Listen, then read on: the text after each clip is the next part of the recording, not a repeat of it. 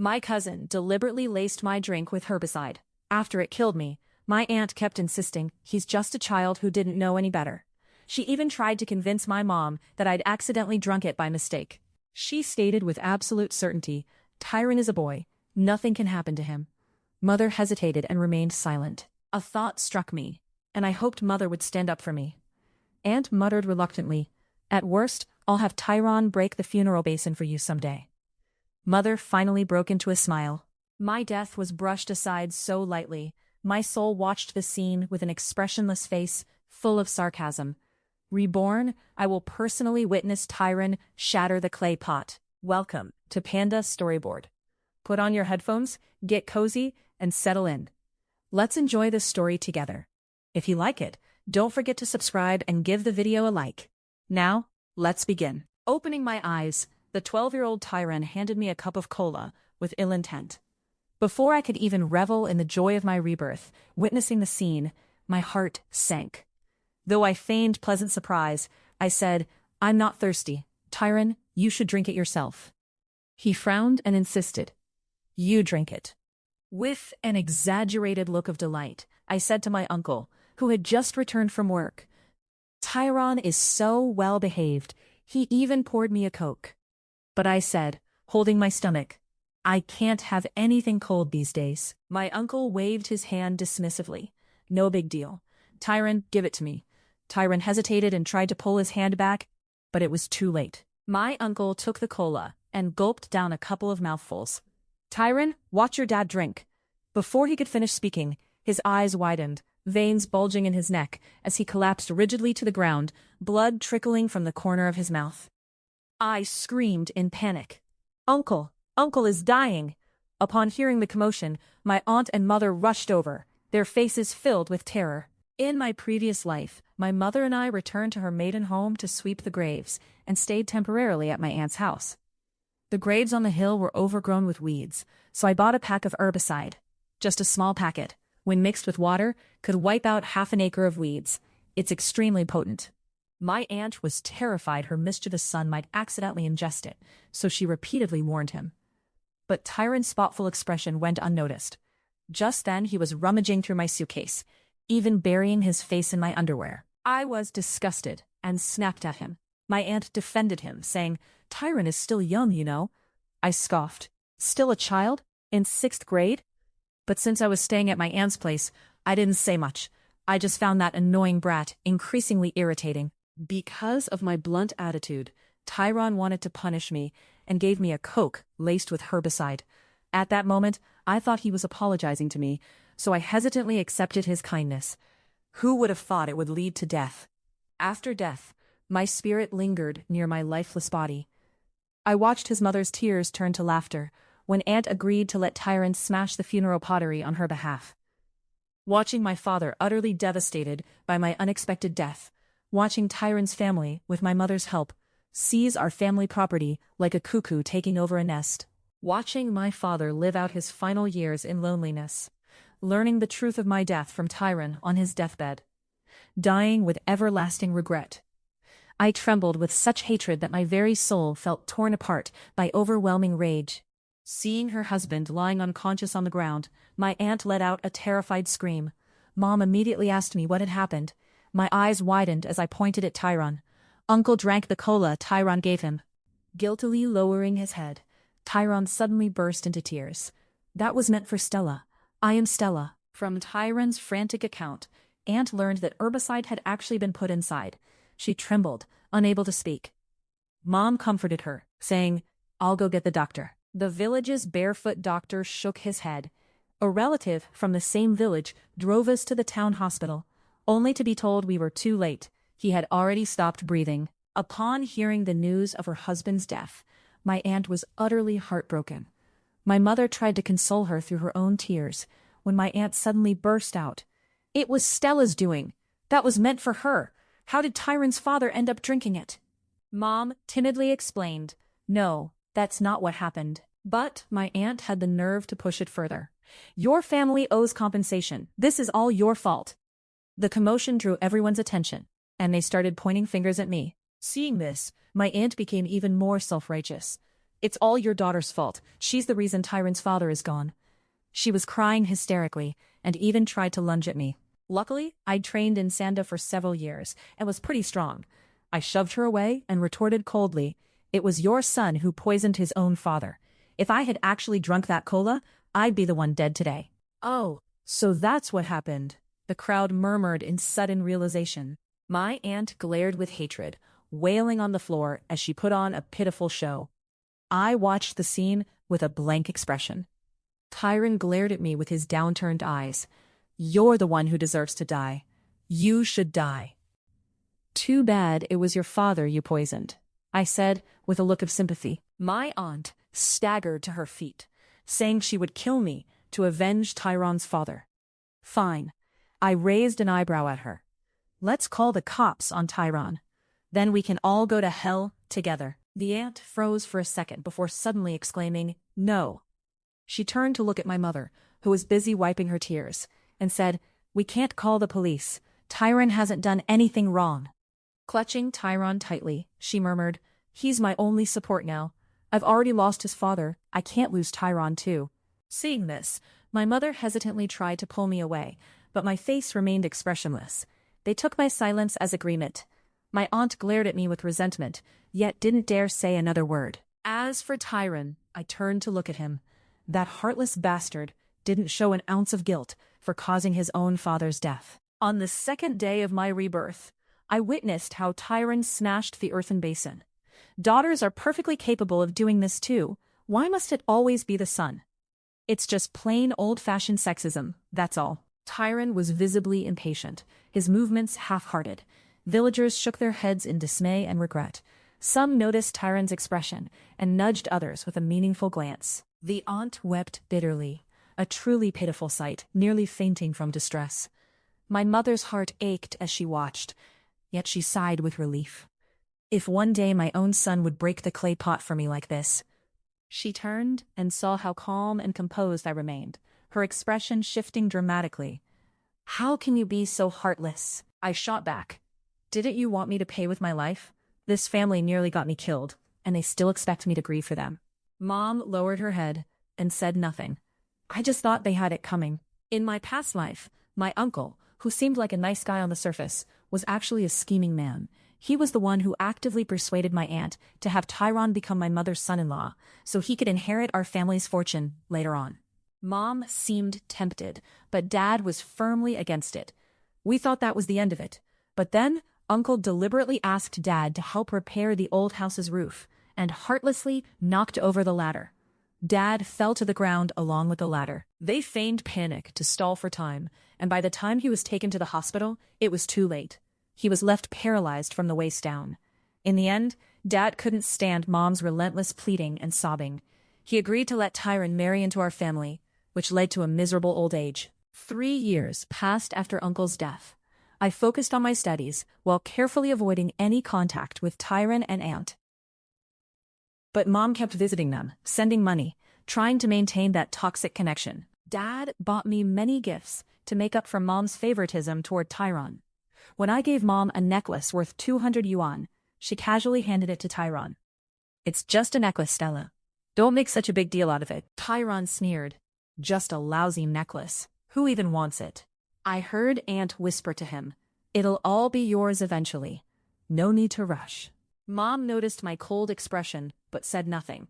I told Dad about it, and his face turned stern. "I'll make sure they leave immediately. We won't have anything to do with that family from now on." I nodded in agreement, looking at my father who remained refined and dignified, even in middle age. I felt a surge of gratitude. This time, I won't let him end up paralyzed and living a lonely life. In my past life, Tyron lived lavishly with my family's money, racing cars and chasing women. After Dad became paralyzed, Tyron initially put on a show of decency, but soon he dropped all pretense. Not only did he fire the caregiver, but he also regularly forced Dad to take hallucinogenic psychiatric drugs. Even worse, just before Dad passed away, Tyron maliciously admitted that he deliberately poisoned me. Poor Dad, upon learning the truth, was heartbroken but powerless. In the end, he died with his eyes wide open, unable to rest in peace. One evening, I overheard Aunt and Mom talking. They'd come to our house with the intention of persuading Dad to adopt Tyron. My aunt spoke in a domineering tone, while Mom was timid and submissive. I suppose Aunt felt particularly emboldened because she had a son of her own. Even though she's just staying at our place temporarily, she acts like the lady of the house, bossing Mom around, and Mom actually seems to enjoy it. Because I'd caught Tyron stealing the necklace, he'd been giving me the cold shoulder. During dinner, he snorted, "I don't want her eating with me. Tell her to get lost." Aunt said to me matter-of-factly, "Go eat in your room by yourself." I stood my ground, and Tyron only grew more aggressive. Aunt finally lost her patience. "What do you even want? Be sensible and leave now." I turned and looked at my conflicted mother. "Don't you think she's ridiculous?" "What did you say?" Aunt glared at me coldly. "This is my house. Get that straight. If my father were home for dinner today, would you dare say that?"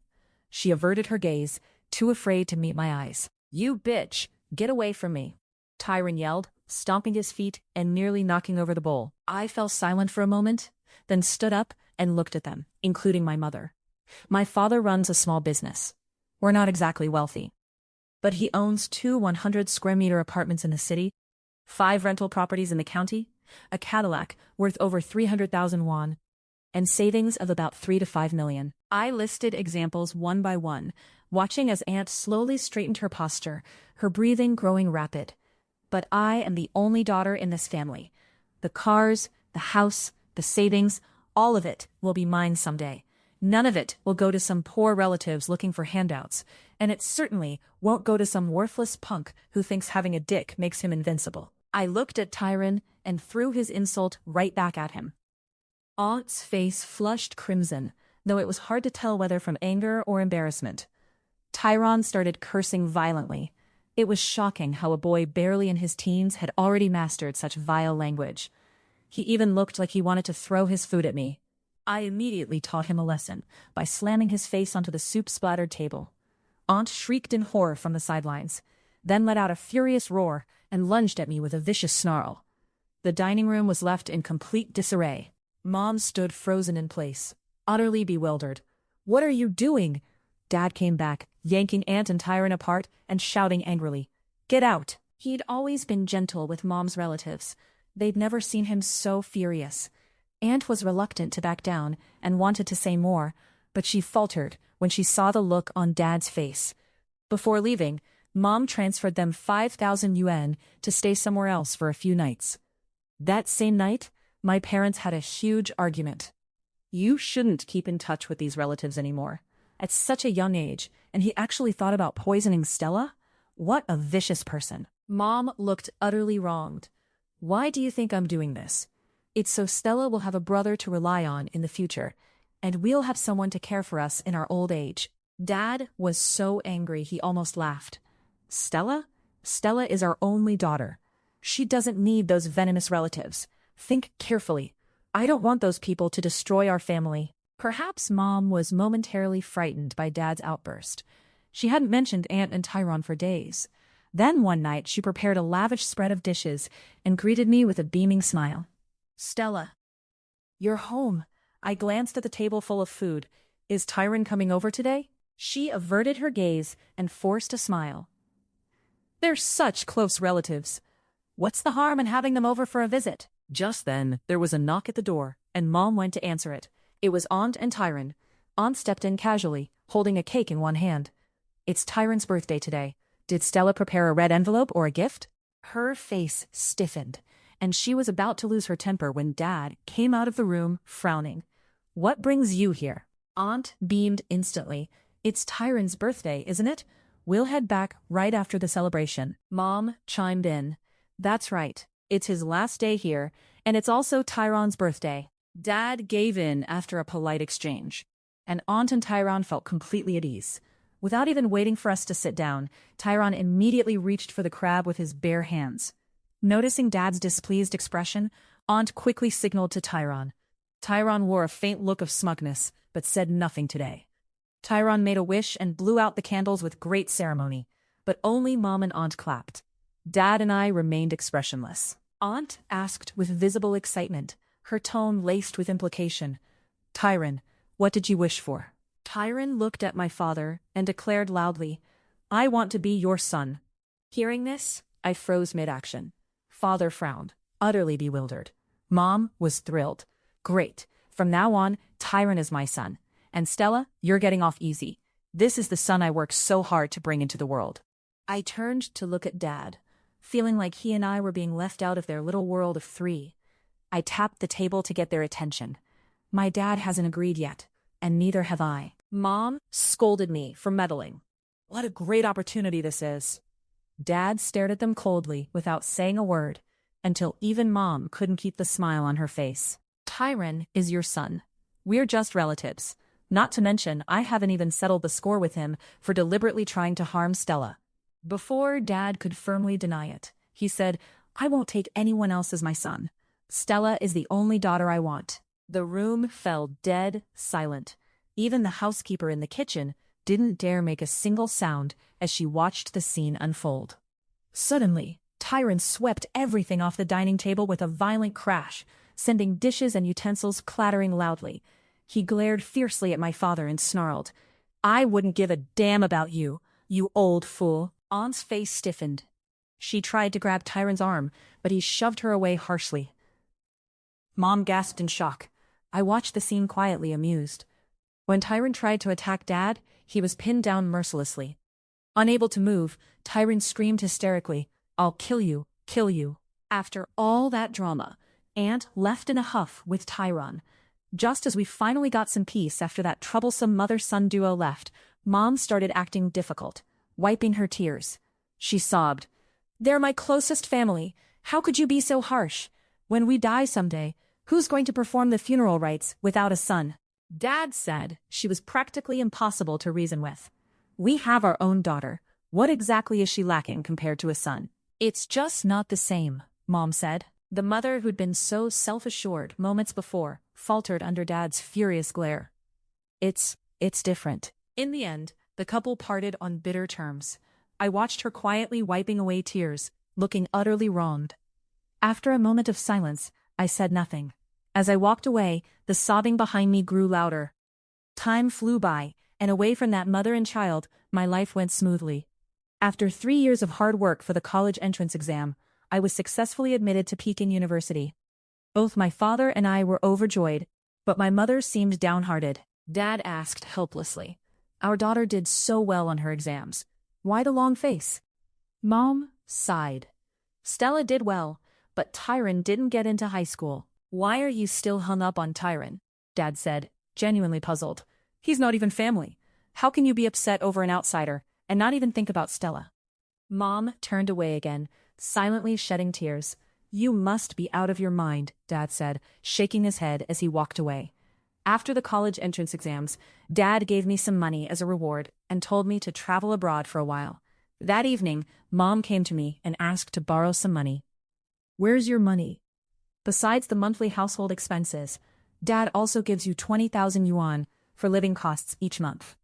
Mom said in a hushed tone, "I've spent quite a bit on credit card applications." After a moment's hesitation, she told me, "Since you're just going abroad for a short trip anyway, why not give the money to me first?" My gut told me something was off. "Out with it. Is your darling son asking for money again?" "What? What are you talking about?" Mom's face fell. But seeing how insistent I was, she reluctantly admitted the truth. Tyron was blackmailed by a female classmate who demanded 200,000 from him, threatening to accuse him of harassment if he refused. Mom insisted adamantly. "Tyron must have been scammed. There are people out there who specialize in extorting money. If she's a scammer, then just don't give her the money." Mom's face stiffened, and she seemed to want to say more. I retorted, "He's the one who did something wrong and deliberately hurt that female classmate, right? Don't tell me he got her pregnant too." Mom forced a smile and argued, "How could that be? Tyron is a good guy." I made it clear that I wouldn't give any money and told her to give up on that idea. To my surprise, Mom glared at me with resentment, a hint of disgust in her eyes. "You're so heartless." Afterward, my parents got into an argument over it. Dad was adamant. "Are you out of your mind? I won't give you the money." Mom said something through tears, and Dad just turned and walked away. I thought the matter was over, but the next day, Aunt showed up, begging for help. In just 3 years, she looked a decade older, her face gaunt, her hair streaked with silver. Rumor had it she'd sold her kidney and blood just to buy things for Tyron. She fell to her knees, pleading desperately for Tyron. "Dear sister, you must save him. He's like a son to you." Moved by her words, Mother embraced her, and they wept together. Dad watched the scene helplessly. "We've been estranged for a long time. Crying won't change anything." Aunt exclaimed, "How can you be so heartless? Tyron is going to be your son." She still hadn't given up on that plan. For the first time, Mom gave Dad a cold stare. "You must save Tyron, or we're getting a divorce." The words slipped out before she could stop herself, startling even her. She swallowed hard and quickly backtracked. "No, not divorce. I just need to save Tyron." Dad had finally had enough, and threw Aunt out of the house. Mom tried to borrow money for Tyron, but Dad refused. With no other options, she had to go around asking relatives and friends for loans. After painstakingly scraping together the money for Tyron, all she got in return was his complaints. That day, Mom looked at us hesitantly and mentioned she wanted to go back to pay respects to our ancestors. Dad said casually, "Same as before. Just go by yourself." Because of what happened with Tyron before, Dad wouldn't let me go back. But Mom insisted we go with her. Dad sighed and reluctantly agreed. After we went back, we didn't stay at Aunt's place, but at a cousin's house. On the day of the ancestral worship ceremony, I saw Tyron. He had dyed blonde hair and a large tattoo on his neck, looking like a total slacker. I overheard people whispering, "That kid is heartless. He didn't even shed a tear when his father died." Exactly. Rumor has it he got some girl pregnant not long ago. What a mess. Tyron walked over, looking me up and down with a sly grin. "Well, well, if it isn't my cousin, you're looking shapelier than ever." I looked at him with disappointment. "What happened to you? If you don't study hard, you'll end up as nothing but a troublemaker." His expression suddenly darkened, and he sneered. "What's there for you to be so smug about?" Just then, I overheard some people nearby pointing at me and snickering. I frowned and ignored them. When I returned to my cousin's place for dinner, Aunt showed up with Tyron. She said she came for dinner and also to discuss something. Since we were at my cousin's place, I didn't feel comfortable saying anything, so I just pretended not to see her. But Aunt enthusiastically called up to me, "Hey Stella, when are you and Tyron going to discuss your situation?" I was a bit confused by what she said, with question marks all over my face. Aunt's eyes darted between me and Tyron. "You're not getting any younger. Tyron can make a small sacrifice. It's no big deal." Her eyes glinted slyly as she said, "But your family better sweeten the dowry, or Tyron's getting the short end of the stick." I gasped. "Have you lost your mind?" Father stood nearby, his brow furrowing deeper. Mom watched us in astonishment, silent and wide-eyed. Aunt nudged Tyron and said, "Young sisters are so shy. Tyron already told us you two have been together." I let out a heavy sigh, drawing everyone's attention. "I got into a top university in the country while he didn't even finish high school. I'm good-looking, but he's covered in pockmarks and even shorter than me. What exactly would make me interested in him?" I continued. "Besides, I could snap my fingers and have guys lining up to date me. Why would I settle for someone who tried to poison me?" Tyron's face turned purple with rage. "You bitch, who do you think you are?" "I'm the girl who's going somewhere in life," I said calmly. "Unlike you, who peaked at age 12 and has been going downhill ever since." The room erupted in shocked murmurs. My cousin tried to mediate, but I'd had enough. "Dad, let's go. We're leaving." We left that dreadful place immediately. I thought Tyron and I would never cross paths again, yet soon after, we met again, in a dilapidated factory. At that moment, Tyron wore a sinister smirk, triumph gleaming in the corners of his eyes. My feet were bound, and I was lying on the ground, in a sorry state. I sighed inwardly, realizing I'd been too careless. I never expected to get kidnapped right on the street. He looked down at me condescendingly. "Well, well, if it isn't my cousin. Wait, I should call you sister. My dearest sister, my darling. Everything you own will be mine someday." He laughed arrogantly, and those around him chimed in. "Tyron's the man. We'll live the high life with you from now on." "No problem, boys." He turned to me. Let's see what you can offer. He handed me a phone. Call your dad and wire 10 million, no, 50 million, into this bank account. Tyron suddenly grinned maliciously. Or we could make a video instead, something more exciting. His two accomplices exchanged knowing glances and let out sinister chuckles. Noticing my unwavering composure, their smirks froze on their faces. Tyron, I asked calmly yet curiously, do you ever regret accidentally poisoning your father, when you look back on it now that you're older? His face darkened instantly, nostrils flaring as he snarled, "You're asking for it." He advanced toward me step by step. "How dare you laugh at me when you're about to die?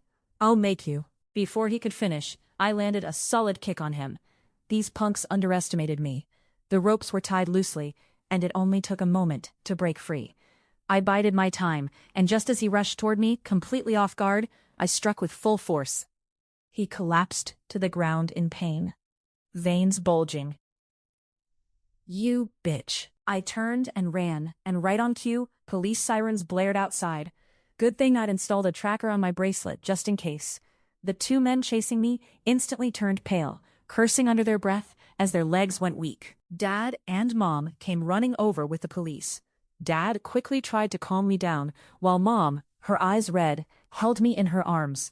But when she turned and saw Tyron being held by the police, her body suddenly froze.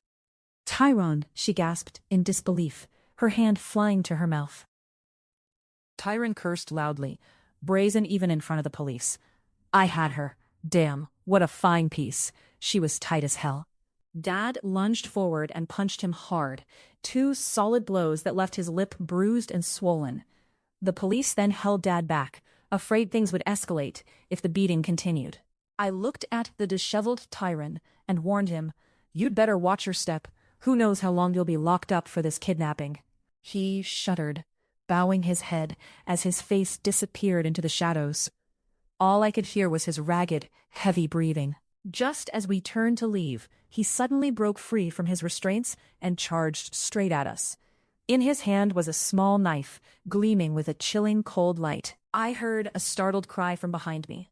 I turned around just in time to see Tyron plunge the knife into my mother's stomach in one swift motion.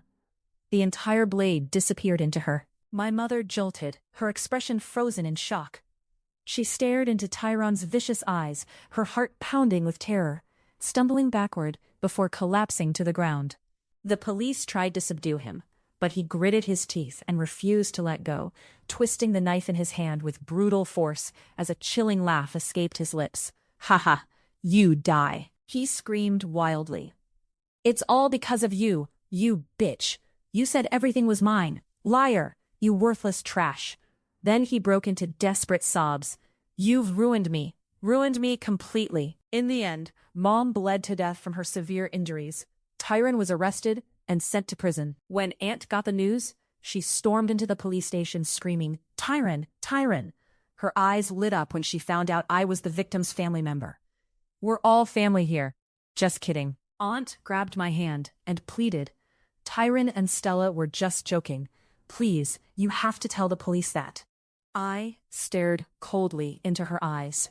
"My mother is dead, stabbed to death by your son." Seeing my expressionless face, Aunt suddenly dropped to her knees, right in front of everyone. She cowed out to me over and over, even clutching at my pant leg and begging, "I'm begging you, Stella, please." I stated once again, "A life for a life is the natural order of things." Aunt retorted in disbelief, "But that's your own brother. It was just a heated argument among relatives. How could that possibly be considered murder?" Her voice grew increasingly feeble. Seeing my unwavering composure, she finally snapped, "You heartless monster. If I'd known you'd grow up so wicked, I should have told your mother to smother you at birth." She spoke with such fury. She even lunged at me as if to strike. "Why don't you just die? Go to hell." "Enough. This is a police station. Keep it down." An officer stepped in to restrain her. In the end, Tyron was sentenced to 20 years in prison for kidnapping and committing a particularly heinous murder. Since then, Aunt has been acting erratically, her mind completely unhinged. My mother's hometown is in a remote mountain village, steeped in conservative traditions and a deeply ingrained preference for sons over daughters. After Mom passed away, Dad asked if I would follow the local custom and break the funeral pottery. I shook my head. I found that cousin we stayed with last time and asked him to do it for Mom. It fulfilled my mother's wish. After all, what she always longed for was to have a son to smash the funeral basin for her. In my past life, Tyron turned his back on her as soon as he got the inheritance. She and my father grew old alone, with no one to perform the funeral bowl ritual for her, and died a miserable death. Let's just consider this life as fulfilling her final wish. Rest in peace, Mom. 20 years later, Tyron was released from prison. With no education or skills and too proud to take on menial work, he resorted to theft and robbery. He was beaten to death. An aunt had already passed away long before. The body had been decomposing for over a week before it was discovered by villagers. I was already in my 30s then, with a thriving career. This path to the future, which was abruptly cut short in my past life, now stretches ahead under clear skies. In this lifetime, I'm grateful for the second chance at life. I donate a portion of my income to charity, hoping to help some overlooked girls from mountainous regions who are unable to attend school return to the classroom. Mom was one of the girls who received financial support back in the day. She came from a remote mountain area, became a nurse after graduation, and later fell in love with Dad. After getting married, she wanted to be a full-time homemaker. Dad tried to talk her out of it, worried she'd lose her own identity. But Mom believed a woman's ultimate role was to support her husband, raise children, and above all, have a son. As she spoke, her eyes sparkled with an intense brilliance. Yet, due to malnutrition in her childhood, doctors said she'd likely struggle to conceive. My own birth was nothing short of a miracle. She loved me because I was my father's child, yet looked down on me for being merely a daughter. I hope every girl who receives support understands. Your future is radiant and full of promise. As a remarkable woman once said, I was born to be a peak, not a creek. I was born to be exceptional, not ordinary. You are the peak. You are the exceptional one. All possibilities are yours.